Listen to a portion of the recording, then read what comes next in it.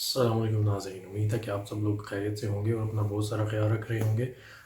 آج کے اپنے اس ولاگ کا سٹارٹ کریں گے ہم ایک بہت افسوسناک واقعہ سے،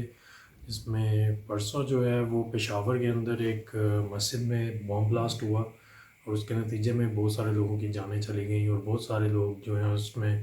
زخمی بھی ہوئے۔ تو یہ جو بام بلاسٹ کا سلسلہ ہے یہ آج سے نہیں، یہ کوئی آپ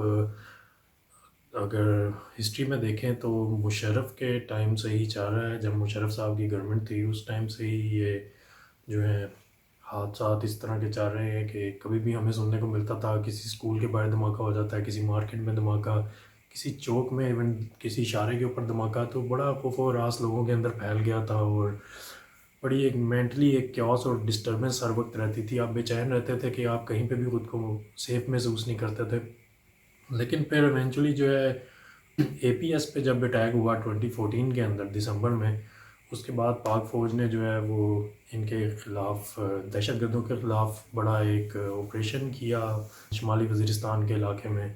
ضرب عزم۔ تو اس کے نتیجے کے اندر جو ہے ان ملک دشمن عناصر کا جو ہے یہاں سے صفایا ہوا، اور کافی حد تک جو پچھلا 5-6 سالوں کا ٹینیور ہے اس میں یہ اس طرح کے معاملات کافی کنٹرولڈ اور بڑے کم دیکھنے میں سامنے آئے ہیں۔ تو لیکن ابھی پرسوں جو ہے وہ پھر جو ہمارے یہ دشمن ہیں انہوں نے دوبارہ سے ملک کو جو سکون کی حالت تھی اس کو خراب کرنے کی کوشش کی، اور 100 کے قریب لوگ جو ہیں وہ اس بام بلاسٹ کے اندر شہید ہوئے، اور ایسے ہی کئی سینکڑوں لوگ جو ہیں وہ اس میں زخمی ہیں اور ان کی حالت بھی کافی تشویشناک ہے۔ اور اس حادثے کی جو ذمہ داری ہے وہ ٹی ٹی پی جو ہے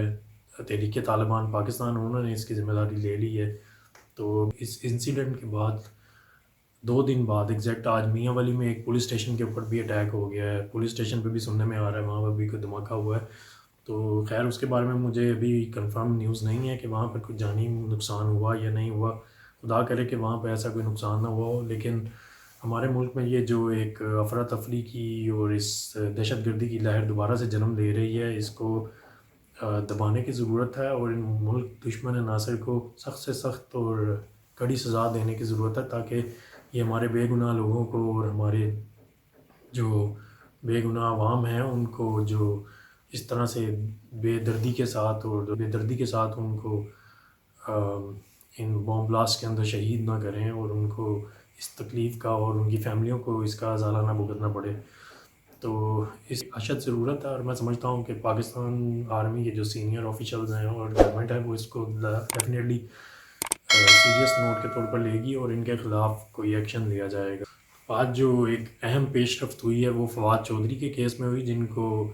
لاسٹ ویک کے اندر جو ہے پولیس نے اریسٹ کیا اور ان کو اسلام آباد لے جایا گیا، جہاں پر ان کو پیش کیا گیا عدالت کے سامنے، اور ان کا 14 روزہ جو ہے جوڈیشل ریمانڈ لیا گیا تھا۔ اور ان کی وائف اور ان کے بھائی بھی میڈیا پر سامنے آئے، انہوں نے کافی بیانات دیے۔ ان کی وائف کا تو کہنا تھا کہ ان کو ایک سی کیٹیگری جیل میں جو ہے وہ رکھا گیا ہے، دہشت گردوں کے ساتھ رکھا گیا ہے، اور وہ کافی ان کے لیے بولتی رہیں، اور عمران خان سے بھی آ کر انہوں نے بات چیت کی اس معاملے میں۔ خیر آج اس میں پیش رفت یہ ہوئی ہے، آج اس میں جو امپرومنٹ ہوئی وہ یہ ہے کہ فواد چودھری کی پہلی بیل جو تھی وہ تو ڈینائی کر دی گئی تھی، اس کو انہوں نے مؤخر کر دیا تھا، جبکہ آج ان کی بیل کو ایکسیپٹ کر لیا گیا ہے کورٹ کی طرف سے، اور ان کو اس بات پر رہائی ملی ہے کہ آئندہ وہ اس طرح کی کوئی بھی سٹیٹمنٹ نہیں دیں گے، جیسے انہوں نے ماضی میں جو ہے وہ چیف الیکشن کمشنر کے خلاف ایک سٹیٹمنٹ دی تھی اور ان کو مخاطب کیا تھا، ایک مطلب ان کو مخاطب کیا تھا القاب سے ڈفرینٹ طرح کے، اور جس کا انہوں نے سختی سے نوٹس لیا، اور توہین الیکشن کمیشن کے تحت فواد چودھری کو جو ہے اریسٹ کیا گیا تھا۔ تو فواد چودھری کے اریسٹ کے بعد جو ہے وہ کافی جو سنیریو ہے وہ اس طرح کا چل رہا ہے کہ زمان پارک میں آج بھی جو ہے وہ سینکڑوں لوگ وہاں پہ باہر موجود ہیں، گاڑیاں لگی ہوئی ہیں، پورا میلہ سجا ہوا ہے، ایسے لگ رہا ہے جیسے کہ الیکشن کی ایک ہوا چل رہی ہے اور الیکشن ہونے والا ہے۔ بینرز ہیں، بڑے بڑے بورڈز لگے ہوئے ہیں، اور کافی جوان، بوڑھے، بچے، لڑکیاں سب لوگ وہاں پر خان صاحب کی محبت میں پہنچے ہوئے ہیں، اور ان کو پروٹیکٹ کرنے کے لیے بیسیکلی ڈیلی ہی کافی زیادہ لوگ وہاں پر موجود ہوتے ہیں، کیونکہ کہا یہ جا رہا تھا کہ فواد چودھری جو کہ ایک مورا ہیں اور بڑی اہم شخصیت ہیں پی ٹی آئی کی، ان کی اریسٹ کے بعد بہت حد تک ممکنہ طور پر یہ بھی چانسز ہیں کہ عمران خان کو بھی اریسٹ کر لیا جائے اور ان کو توشہ خانہ کیس میں اریسٹ کیا جائے. لیکن فی الحال یہ وقت تو گزر گیا اور عمران خان کو اور ان کے خلاف اس طرح کی کوئی کارروائی نہیں کی گئی جس میں ان کو اریسٹ کیا جائے. بہرحال یہ کہ کورٹ نے عمران خان کو جو ہے وہ بلایا تھا توشہ خانہ ریفرنس کے چکر میں، لیکن توشہ خانہ کے کیس میں عمران خان عدالت میں نہیں گئے، جبکہ عدالت نے ان پر فرد جرم عائد کرنے کا فیصلہ کیا ہے اور 7 فروری کو عمران خان کے اوپر فرد جرم عائد کر دی جائے گی. ان کو ابھی فی الحال